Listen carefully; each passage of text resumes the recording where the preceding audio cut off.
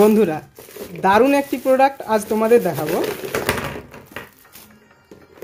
এগুলো হচ্ছে রোজ night lamp, যেটা সারা মাস ইউজ করলে মাত্র 2 টাকা বিদ্যুৎ খরচ হবে।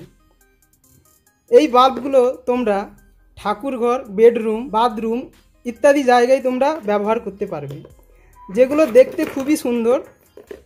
এটা জ্বালালে কত সুন্দর লাগবে আমি এখন তোমাদের জ্বালিয়ে দেখাচ্ছি।